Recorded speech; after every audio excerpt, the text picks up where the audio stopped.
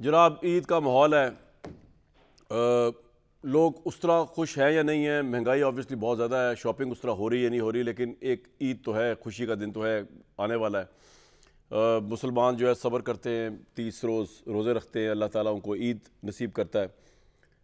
ईदें पाकिस्तान में बड़ी इंटरेस्टिंग रही हैं। यहाँ पर जो आज के प्राइम मिनिस्टर्स हैं, आज के चीफ मिनिस्टर्स हैं, कभी ये इनकी ईदें जेल में हुआ करती थी, कभी जो कल के प्राइम मिनिस्टर थे उनकी आज ईदें जेल में गुजर रही हैं।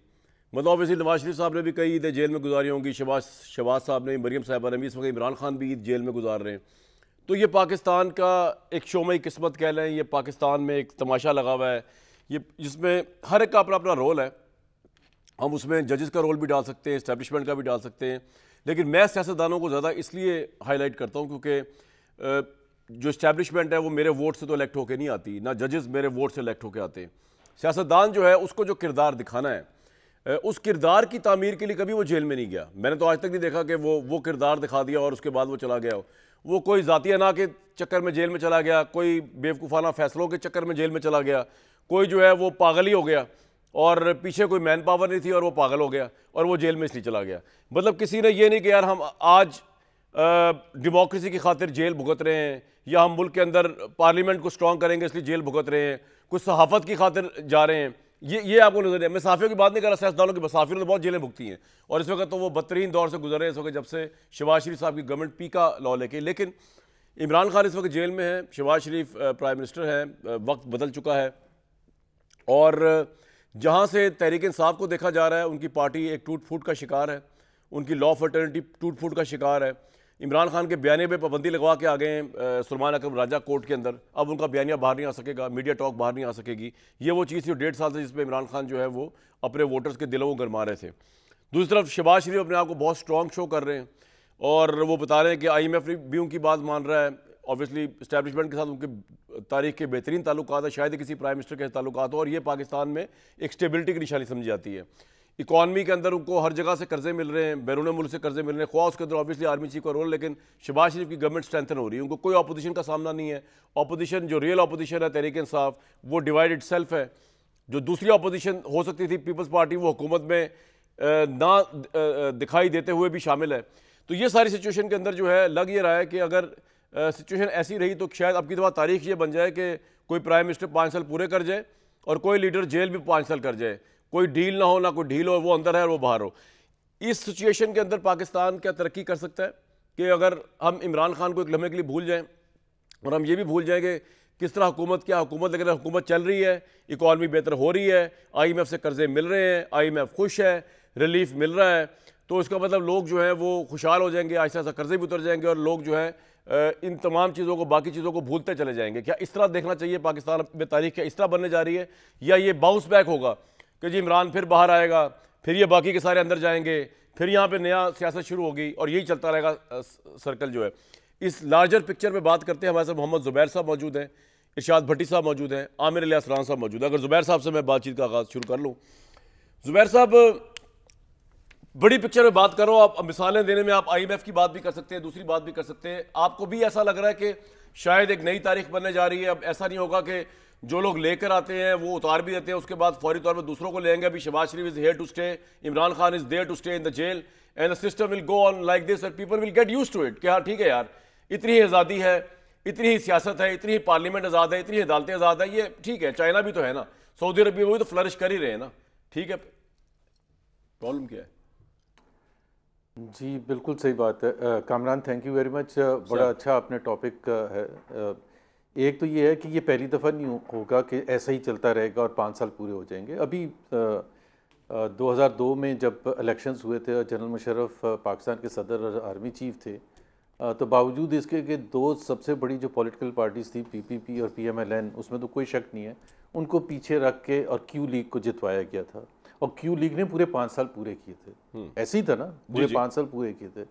और ज़ियाउल हक के ज़माने में जो भी हुकूमत थी, जब तक ज़ियाउल हक ने ख़ुद उसको बर्खास्त नहीं किया था तो वो चल रही थी जुनेजो साहब की हुकूमत। तो ये एक पहले भी हो चुका है, लेकिन हमने जब तारीख देखते हैं पीछे मुड़ के तो हमने यही सबक हासिल किया कि वो उसमें पाकिस्तान नहीं चल रहा होता, वो जो हुक्मरान होते हैं उनकी हुकूमत चल रही होती है, अवाम के लिए कोई फ़ायदा नहीं होता, क्योंकि सब कुछ उलट हो जाता है।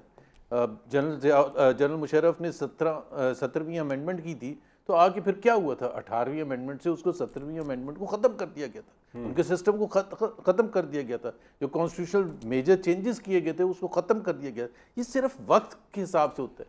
वो जो रूलर्स बैठे हैं, क्योंकि हमारे पार्लियामेंट में आपने कहा कि आप सियासतदानों को ज़्यादा ब्लेम करते हैं, बिल्कुल सही करते हैं और उनका कसूर है भी, और उसमें तारीख में हमें इतना पीछे जाने की ज़रूरत भी नहीं है।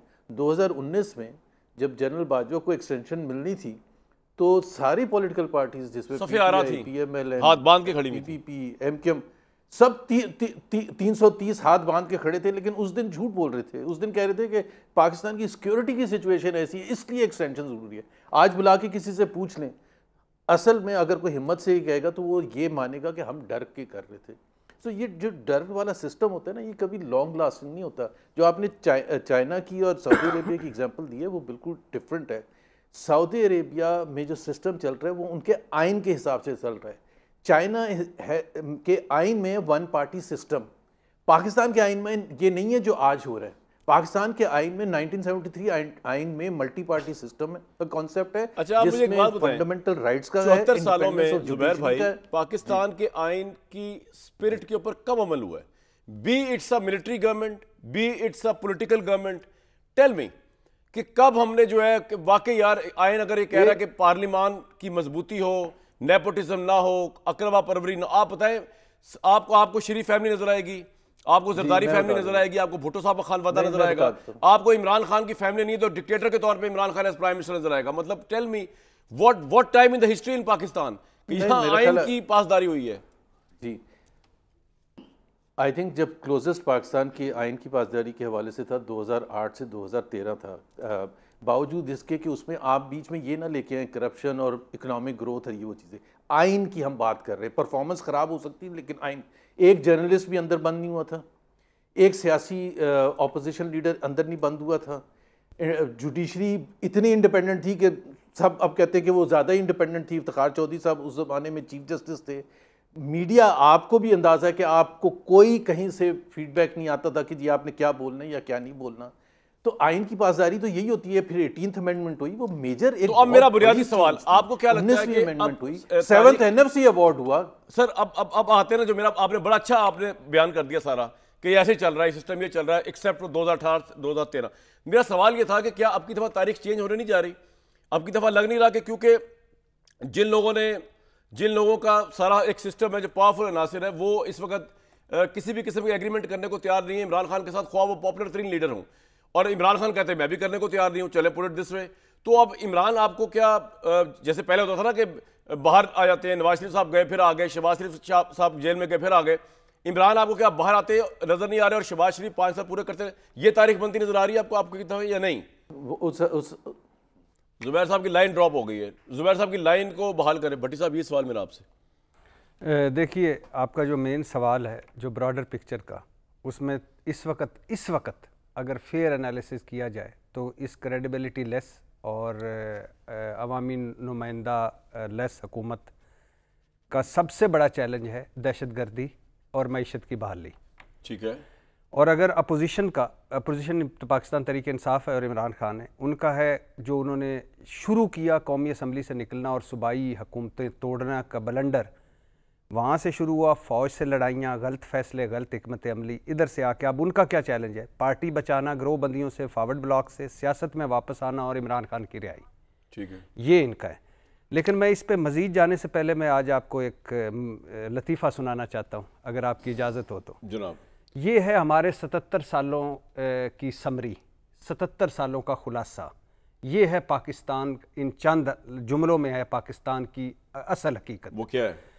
हकीकत ये है कि जब मैं और आप, हम एक इमरान खान का दौर हो या बाद का दौर हो या पहले का दौर हो, हम जब बैठा करते थे और मैं कहता था हाउस ऑफ शरीफ की करप्शन ये, हाउस ऑफ जरदारी की करप्शन ये, 35 अरब जाली accounts money laundering, Avenfield, Al Azizia, Hudaibiya, flagship, TT, 1100 अरब के करप्शन स्कैंडल, तो मेरे दोस्त मुझे कहा करते थे कि यार दूसरी तरफ तुम भूल गए हो, दूसरी तरफ कोई दूध के धुले, BRT जब सिर्फ KP हुकूमत थी।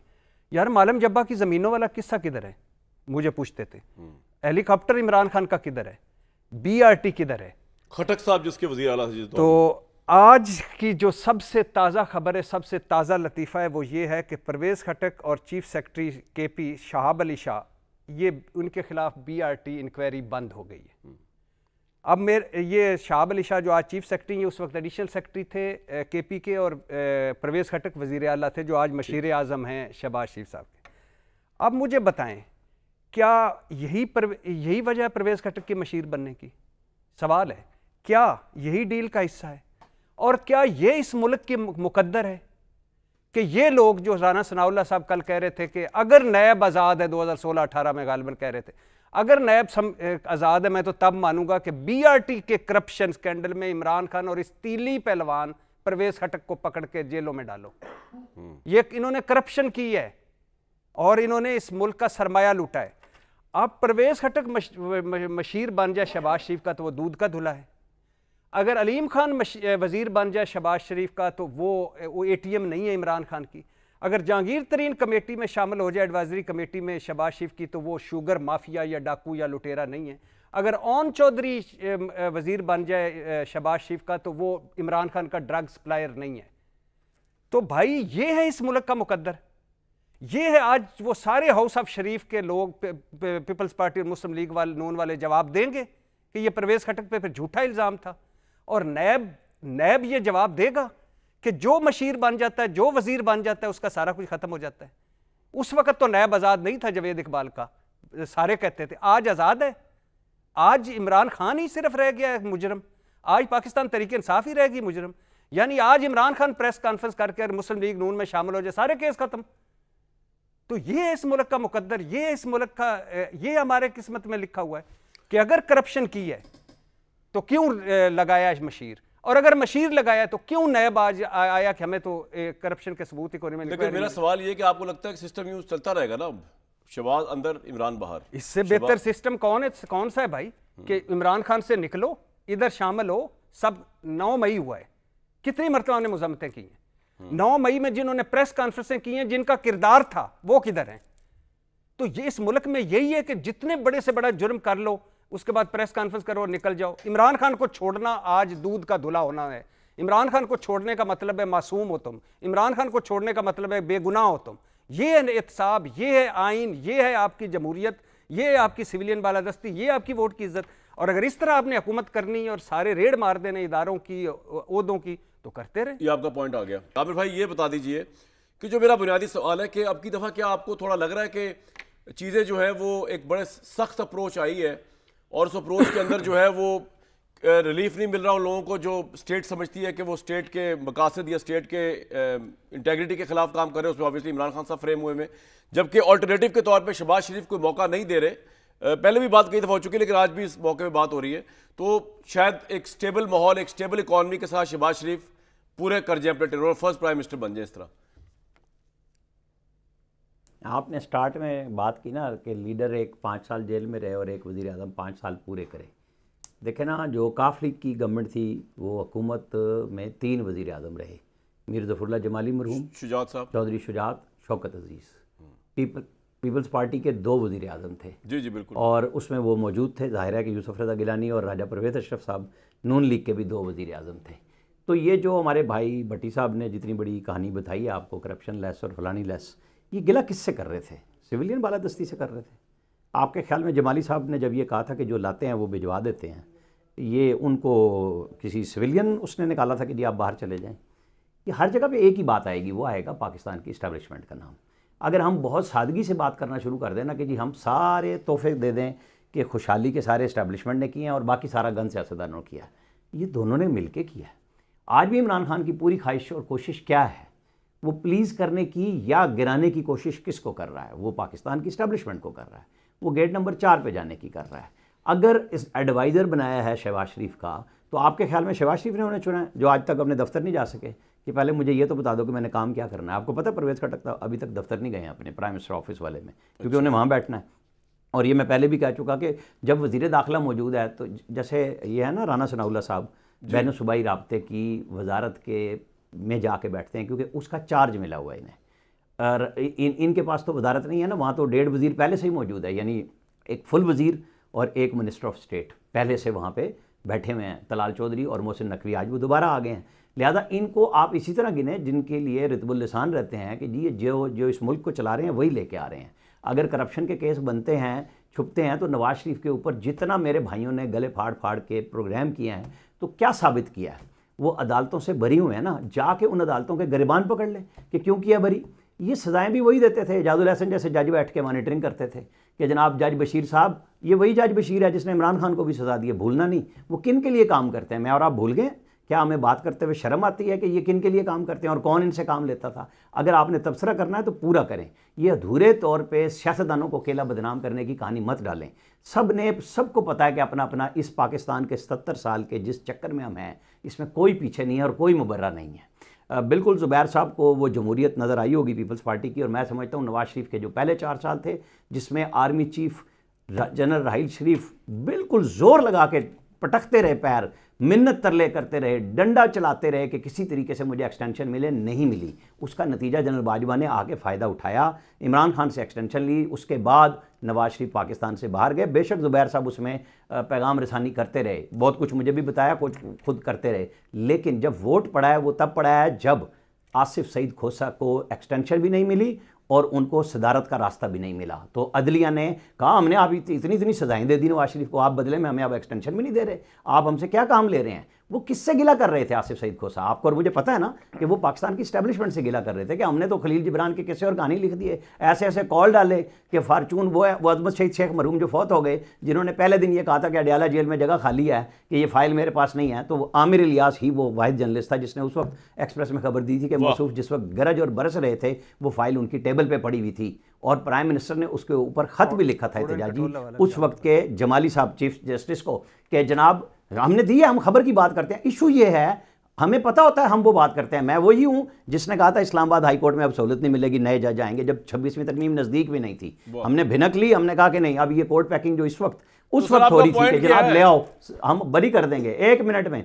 मेरा पॉइंट ये है कि या तो सारे बंदे बन के बैठ जाओ कि हमने सबने गलतियाँ की हैं, या फिर अब भुगतो। फिर ये ना कहने सुनाएं कि जी आज वो रोने लग गई, आज वो रोने लग गई। अल्लाह ताला किसी की माँ को न रुलाए। ये जो कुछ हो रहा है इस वक्त, ये क्या मुकाफात अमल नहीं है? लग रहा है कि अगर अब भी आप और मैं इस तकसीम में रहेंगे, अब भी मैं और आप इस तकसीम में रहेंगे कि जी वो सियासतदान बड़े गंदे थे, ये सियासतदान बड़े अच्छे हैं, वो इस्टेब्लिशमेंट बड़ी गंदी थी, ये इस्टेब्लिशमेंट बड़ी अच्छी है। अरे भाई सारे गंदे थे, फिर सारे ही अच्छे हैं। फिर बुरे मैं और आप हैं, आम आदमी, वो उसी के बेचारे का रगड़ा दिया जा रहा है ना। उसे कभी सोलर पे लगा देते हैं, कभी कहते हैं आपका ये पॉइंट आ गया। मतलब क्या करेंगे आप? मैं जाना चाहता हूं जुबैर साहब की तरफ, लेकिन आप कुछ कहना चाह रहे हैं बीच में सर? हाँ, मैं ज़रूर कहना चाहता हूँ। मैं ये कहना चाहता हूँ कि आमिर भाई ने जो बात की, बिल्कुल ठीक बात की, जिसका किरदार है, इस्टेब्लिशमेंट का भी किरदार रहा 77 सालों में, और कोई अकेला ज़िम्मेदार नहीं है। लेकिन मैं इसलिए कह रहा हूँ कि यही PDM थी, यही 26 नुकात थे, यही इमरान खान था, यही 1 पेज बुरा लगता था, यही इस्टेब्लिशमेंट का किरदार बुरा लगता था। इसी इस्टेब्लिशमेंट की जोड़ तोड़ कि काफ लीग को इधर इमरान खान से मिला दिया और MQM को इधर मिला दिया और वोट पूरे कर रहे हैं, यही हम सारे आमिर भाई समेत सब के सब लगे हुए थे कि ये गलत हो रहा है। और उस वक्त कौन खड़ा था? रावल दस्ता, मौलाना फजलुर रहमान साहब, नवाज शरीफ साहब, शहबाज शरीफ साहब, मरियम नवाज साहबा, ये खड़े हुए थे कि हम हैं वो सिविलियन वाला दस्ती वाले, हम हैं वो वोट की इज्जत देने वाले, हम हैं वो पार्लियामेंट का तकद्दुस करने वाले। अगर ये जमहूरियत के को कंधा ना दें तो मुझे इनसे कोई गिला नहीं। अगर ये वोट की इज्जत का ना उठाएं, मुझे इससे कोई गिला नहीं। अगर ये परवेज खटक को करप्ट ना कहते, मुझे इनसे कोई गिला नहीं। लेकिन उन्होंने कहा और अब कॉल फेल में नहीं, देखे ना, परवेज खटक किसकी वजह से आया, क्यों आया, ये एक सेपरेट इशू है। परवेज खटक को करप्ट किसने कहा? इन्होंने। अलीम खान को ATM किसने कहा? इन्होंने। जहांगीर तरीन को शुगर माफिया किन्होंने कहा? इन्होंने। ओन चौधरी पे इल्जामात लगाए। तो आज मैं इनसे पूछ रहा हूं, भाई अल्लाह ने आपको 5वीं मर्तबा इख्तिदार दिया है, कुछ तो बदल जाओ। पॉइंट आ गया सर आपका, कुछ तो बदल जाओ। जुबैर साहब, आपकी साबका पार्टी नून लीग में आपको कुछ बदलाव नजर आएगा, या आपको लगता है कि नून लीग क्योंकि इस वक्त बेनिफिशियरी सिस्टम की, वो पेलेगी इमरान खान को, तहरीक इंसाफ को, वो कहेगी बाहर ना आए? और दूसरा, आपको लगता है कि नून लीग शायद चाह भी रही हो, लेकिन क्योंकि लड़ाई बहुत बड़े लेवल की है तो इमरान तो बाहर नहीं आते और शहबाज आराम से 5 साल पूरे करेंगे? सर एक तो मैं आमिर राना साहब की मैं उनको क्रेडिट दूंगा, आज उन्होंने बहुत खुल के बात की है। मैं डरता हूँ वो बात करते हुए। उन्होंने कहा कि जी आज एक एग्जांपल लेते हुए कि जी परवेज़ खटक को शहबाज शरीफ ने नहीं लगाया, एस्टैब्लिशमेंट ने लगाया। This is where the problem is, this is where the problem is. अब आप ये कहें कि जी पिछले ज़माने में सारे ख़राब थे और अब भी सारे ख़राब हैं, इसलिए सब हज़म करके बैठ जाएं और गिला शिकवा करना बंद करते हैं, तो नहीं हो सकता ना। हम तो डिस्कस कर रहे हैं अपने एतबार से, कुछ जो भी हमारी सोच है। और एक भट्टी साहब को मैं करेक्ट कर दूंगा। भट्टी साहब ने कहा कि नवाज शरीफ और मरियम नवाज और पता नहीं थोड़े से नाम लिए थे जो सिविलियन बालादस्ती की जंग लड़ रहे थे, उसमें उन्होंने शहबाज शरीफ कहे। शहबाज शरीफ ने कभी नहीं लड़ी थी, प्लीज़ ये करेक्ट कर लें आप अपना स्टेटस। शहबाज शरीफ तो हमें सुनाते थे, ये कहते थे कि आप ये कौन सी सिविलियन बालादस्ती की जंग लड़ रहे हैं, अच्छा, आराम से मुफाहमती सियासत करें, कोई टकराव की सियासत ना करे। तो मैंने कहा वो उसको मैं दुरुस्त कर दूं भट्टी साहब की। तो जुबैर साहब, जितना आप शहबाज शरीफ साहब को जानते हैं, लेकिन जो मैंने, आपको लगता है कि शहबाज शरीफ साहब विल फुलफिल इस 5 years ना, क्योंकि जो उनकी सोच है मौजूदा हालात के हिसाब से? हाँ, मुझे ऐसे लगता है आपकी, मैं उस बात से बिल्कुल मैं एग्री करता हूँ। अगर कोई ऐसी चीज़ ना हो जो हमें अभी सामने नज़र नहीं आ रही, फॉर ऑल प्रैक्टिकल पर्पसेस ऐसे ही लग रहा है कि बिकॉज शहबाज शरीफ देखे ना, उन्होंने सब कुछ आउटसोर्स कर दिया। वो कहते हैं मैं कोई फैसला ही नहीं करूँगा, आप फैसला करें, आपने जो मर्जी करना है। अभी आप देख लेना बलूचिस्तान के हवाले से ऑल पार्टीज कॉन्फ्रेंस बुलाई, तो उसके बाद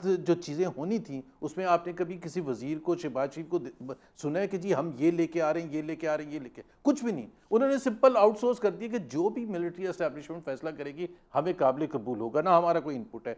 और IMF का भी पहला लफ्ज़ उनका ये होता है कि जी आर्मी चीफ ने किया। तो भाई तो फिर पूरा सिस्टम वो ले आए ना, फिर आप प्राइम मिनिस्टर हैं क्यों? तो इससे अच्छा प्राइम मिनिस्टर तो कभी किसी को मिल ही नहीं सकता था। लेकिन जुनेजो साहब की एग्जांपल सामने रखनी चाहिए, वो इससे भी ज़्यादा शरीफ थे मेरा ख्याल है।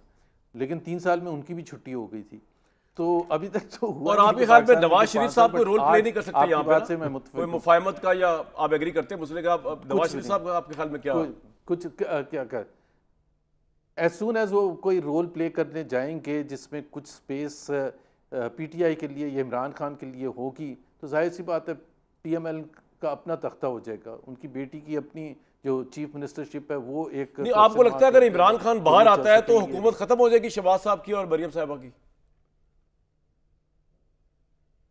ऐसे ही है, तभी तो उनको लेके नहीं आते, तभी तो बाहर नहीं निकालते। और ये इस खौफ के माहौल में हुकूमत तो रहेगी लेकिन पाकिस्तान आगे नहीं चलेगा, ये तो बिल्कुल क्लियर है। ये पाकिस्तान आगे नहीं चलेगा। मेरा सवाल ये था कि पाकिस्तान की इकॉनमी तो बड़ी स्टेबलाइज कर रही है, IMF से लोन हमें बदस्तूर मिल रहे हैं और पाकिस्तान की क्रेडिट रेटिंग यार मैं इसका जवाब दे दूं आपको? ब्रेक के बाद देंगे आप इसको? कामरान, ब्रेक के बाद दे देंगे IMF इसका ब्रेक के बाद दे देंगे IMF का जवाब। IMF का जरूर पूछ लीजिए। जरूर मैं पूछ लूंगा। दूसरी बात ये है कि भाई, बात ये है कि आप यकीन करें, मेरा अपना जाती एनालिसिस है कि इस्टेब्लिशमेंट अगर वापस जाना भी चाहे ना, जिस अदवार का जिक्र कर दिया जुबैर साहब ने, 2008-2013 में इस्टेब्लिशमेंट बहुत पीछे चली गई थी और पॉलिटिकल पार्टी, होता क्या है, कोई एक नया सुर्खेल आता है जो इस्टेब्लिशमेंट के साथ मिलता है और इस्टेब्लिशमेंट को दोबारा, और इस्टेब्लिशमेंट उसको और वो मिल के दोबारा आता है। जो इमरान खान इसीलिए आखिरी 2018 का इमरान साहब थे जिन्होंने ला के हमारे सरों पे बिठाया इस्टेब्लिशमेंट को। और जब आप इस तरह की पावरफुल एंटिटी को ला के 2011 में लॉन्च किया गया था। चले सर, मैं तो 2018 का प्रॉपर बता रहा हूँ इलेक्शन का। उसके बाद जब इतनी पावरफुल एंटिटी को आप दोबारा, लॉन्चिंग कब हुई थी? उसी वक्त 2011 में हुई थी। ठीक है सर, पॉइंट आ गया आपका। दोबारा जब लेके आई इस्टेब्लिशमेंट इनको और इस्टेब्लिशमेंट को ये लेकर आए इन दोनों पार्टियों को फारिग करने के लिए, तो उसके बाद भाई आप भुगते।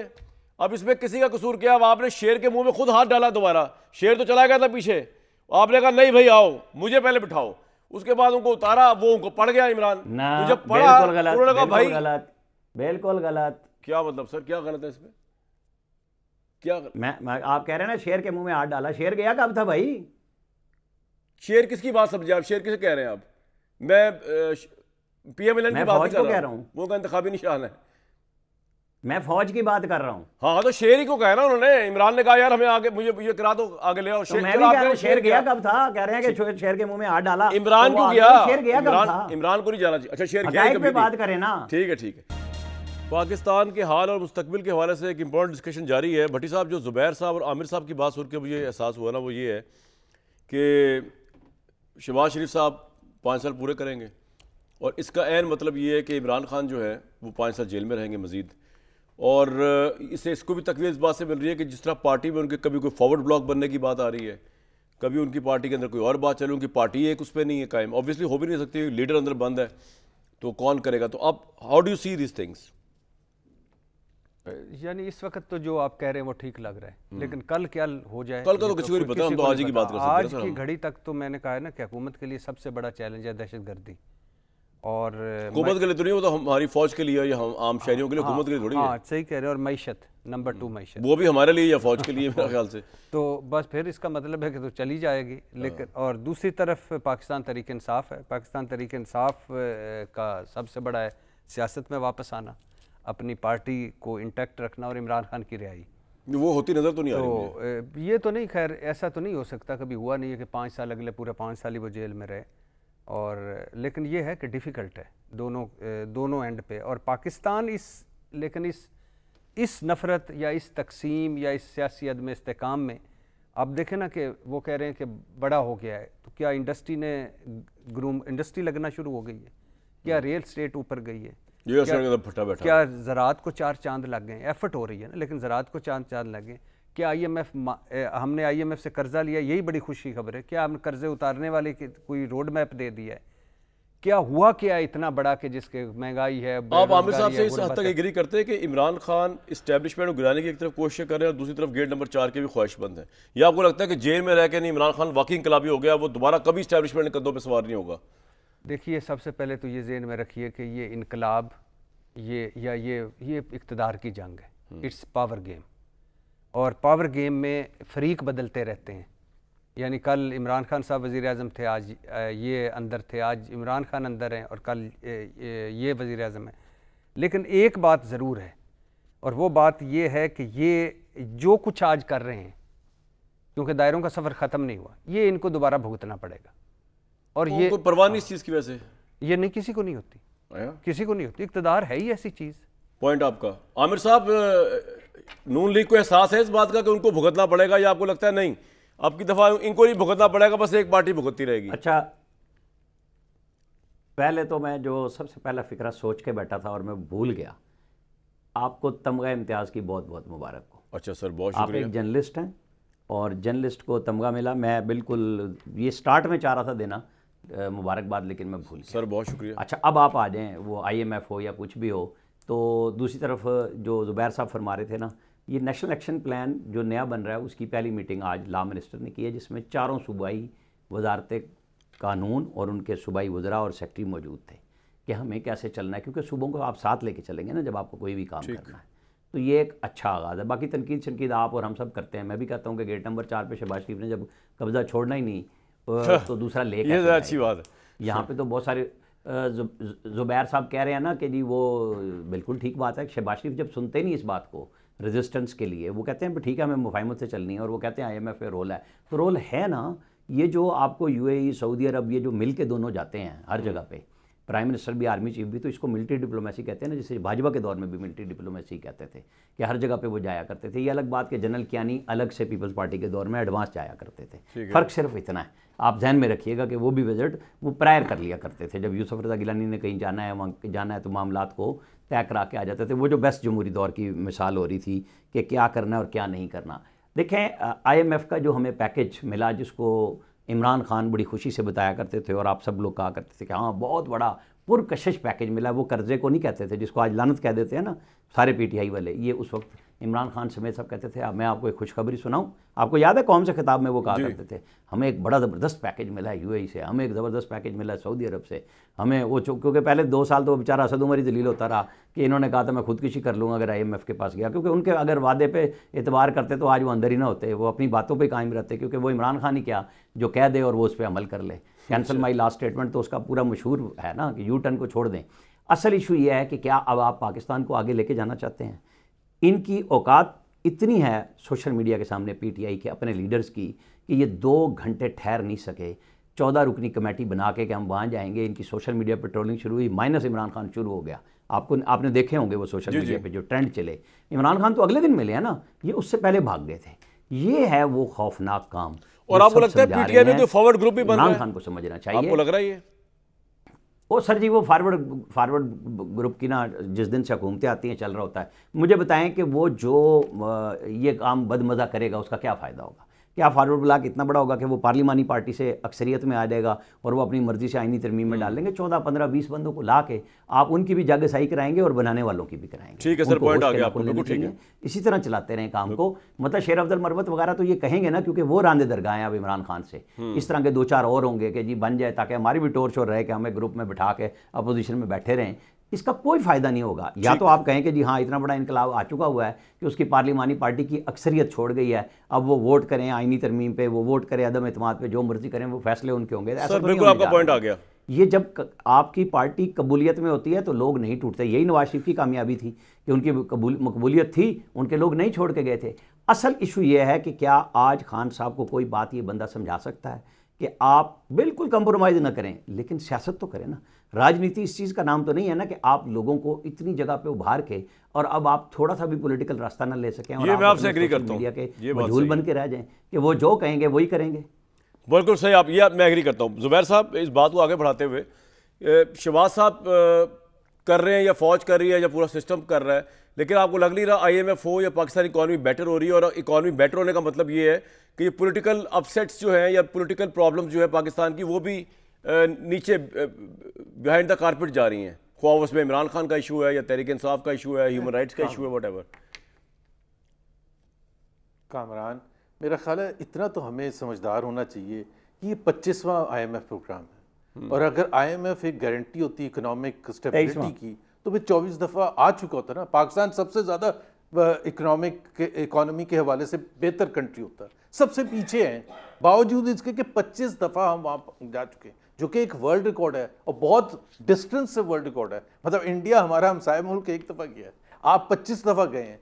तो अगर ये गारंटी है कि जी ये इकोनॉमी को बेहतर करता है, तो फिर तो मेरा ख्याल है मैं तो बिल्कुल भी नहीं एग्री करूँगा।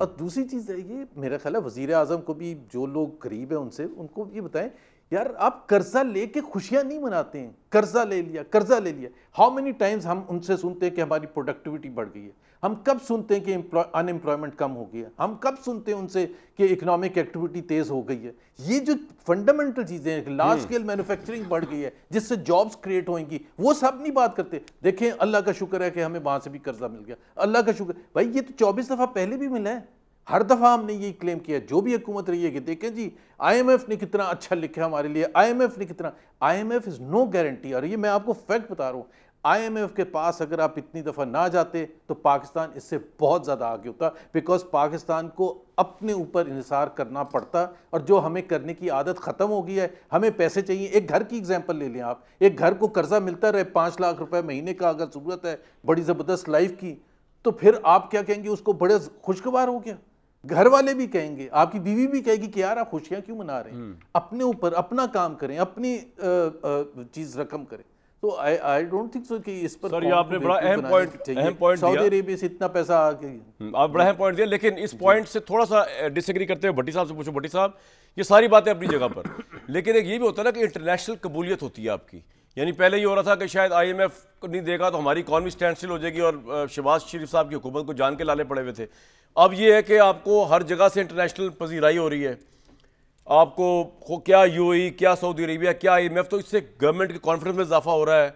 काबीना की तनख्वाहें भी बढ़ाई जा रही हैं, काबीना के अरकान भी बढ़ाए जा रहे हैं। तनकीद आप और मैं करते हैं, उस पर मैं तनकीद करने की बात इस वक्त हो रही है कि क्यों बढ़ाए जा रहे हैं, वो तो हम कर सकते हैं, लेकिन उससे गवर्नमेंट का, पोलिटिकल गवर्नमेंट का कॉन्फिडेंस इन्हेंस हो रहा है। तो मेरा जो बुनियादी सवाल था प्रोग्राम के ऑलमोस्ट एंड पे हम आ गए, आखिरी सेकंड लास्ट हिस्से में, वो फिर यही है ना कि ये सिस्टम अगर इस तरह चल निकले तो फिर सिस्टम इस तरह चल निकलेगा, तो फिर ये इमरान अगली ईद पे भी जेल में, उससे अगली ईद में भी जेल में। पॉपुलर पार्टी नैरेटिव है या नहीं है, डजंट मैटर, जो चल रहा सिस्टम वही चलता रहेगा। पॉपुलर पार्टी मैटर करती है, नैरेटिव मैटर करता है, अवामी नुमाइंदगी मैटर करती है, आइन मैटर करता है, सिविलियन बालादस्ती मैटर करती है, प्रैक्टिकल तो नहीं करता, प्रैक्टिकल मैटर करता है, क्योंकि आप 70 सालों बाद जिस जवाल की जगह पे हैं उसकी वजह यह है कि ये मैटर नहीं किया। नवाज शरीफ, इमरान खान, जरदारी साहब छोड़ दें, इस्टेब्लिशमेंट छोड़ दें, ये जो बुनियादी आपके चीज़ हैं, या तो आप कहना कि आप जमहूरियत नहीं है आपके यहाँ, आपने हाइब्रिड निज़ाम में रहना है तो फाइन, या हमारी खास जमहूरियत है। हाँ, यानी खास जमहूरियत भी नहीं है। अब मुझे बताएं, मैंने उस वक्त कहा था कि जैसे जुबैर साहब ने कहा 25वां प्रोग्राम है या 23वां प्रोग्राम है या 20वां प्रोग्राम है, ये आपकी कामयाबी है। आप पे UAE ने आपके शहरों पे पाबंदी लगाई है कि भिखारी भेजते हैं, ये आपकी कामयाबी है। सऊदी अरब, आपके दोस्त मुल्कों की बात कर रहा हूँ, सऊदी अरब ने आपको कहा हुआ है कि ज़रा ये भिखारी मत भेजा करें, ये कामयाबी। और कितनी मरतबा दोस्तों के पास दोबारा जाके पैसे लेंगे, कितनी मरतबा IMF के पास दोबारा जाके पैसे। आपने अपने खर्चे कम किए हैं, कोई अवान सदर का, कोई वज़ीर आज़म हाउस का, कोई अरकान पार्लियामेंट का, कोई जजेस का, 55 वज़ीर लेके आप मशीर वज़ीर बना के बैठे हैं। आपने अपने सारे, कोई अपना घर दुरुस्त किया है? कभी आपने कोई, किसी हुकूमत का कोई इसमें किसी का भी नहीं आया। लेकिन इस हुकूमत का 1 साल 16 महीने पहले PDM-1 के निगरान हुकूमतें, और ये 3 साल हो गए इनको 19-20 से, इन 3 सालों में कोई आपको इन्होंने दिया है कि अब सबसे बड़ा मसला हमारा आबादी बम है। 25 करोड़ हो चुके हैं यार हम, मुआशी इसलाहत हैं, और 200 खसारा ज़दा इदारे हैं, कर्जे हैं, उसके खारजा तन्हाई है, अंदरूनी नफरत और तकसीम है। जी आमिर साहब क्विकली बोले सर, आ जाए ब्रेक से पहले बोले। हाँ, मैं यही कह रहा हूँ कि वो भट्टी साहब की बात पे मुझे बड़ा मज़ा आया, जो कह रहे थे ना कि UAE भिखारियों को नहीं देता। UAE 4 वजह से वीज़ा नहीं दे रहा, जहन में रखिएगा। उसमें नंबर 1 है हमारा सोशल मीडिया और यूट्यूबर। उन्होंने मंदिर खोला और वहाँ बारिशें आई, तो जितनी सोशल मीडिया की एक्टिविटी थी, जब वो शेख ने चेक किया तो सारे पाकिस्तानी निकले। जब उन्होंने चेक किया कि ये जो मसाजिद के नाम पे वहाँ पे घुस जाते हैं बीच पे और ये वीडियो करते हैं कि जी यहाँ इस्लाम ख़राब हो रहा है, वो सारे पाकिस्तानी निकले। फिर पॉलिटिकल एक्टिविस्ट निकले जो वहाँ पे इजाज़त नहीं है। चौथे नंबर पे हैं भिखारी। ये है फैक्ट, 4 वजह से वीज़े जो नहीं दे रहे। बड़ी तो खुशी की बात है, मतलब फख्र की बात तो नहीं हमारे लिए भी। ये जो यूट्यूबर्स का फितना है, ये तो मैं यही कह रहा हूँ कि ये तरबियत की बात है कि हमने अपने लोगों की तरबियत क्या की है कि हर जगह पे फितना फसाद फैला दो। ये नहीं है। अब वहाँ आपको पता है बरतानिया से लेके और पूरे यूरोप में भी इस सोशल मीडिया को बाकायदा पकड़ धकड़ हो गई है, उसके आप ठीक कह रहे हैं, सजाएं शुरू हो गई हैं। लेकिन आप भट्टी साहब, आप इस हुकूमत का पीका ऑर्डर्स पे एग्री नहीं करते होंगे, इस पे बात करने ब्रेक के बाद। पीका को तो आप एग्री नहीं करेंगे बीइंग अ जर्नलिस्ट मेरा ख्याल से। ईद से पहले ये करंट अफेयर्स का आखिरी शो है। इंशाल्लाह ईद पे भी मैं आपकी जान नहीं छोड़ूंगा।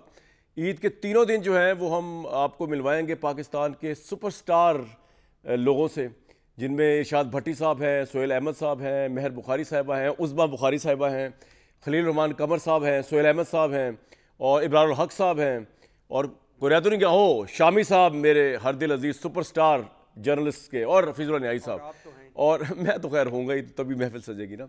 तो ईद के तीनों दिन जो है वो देखते हैं ये सब लोग मिलके क्या करते हैं और मैं इनके साथ क्या करता हूँ। एडवांस ईद मुबारक to all of you. Eid के पहले, दूसरे, तीसरे दिन मुलाकात होगी। इजाज़त।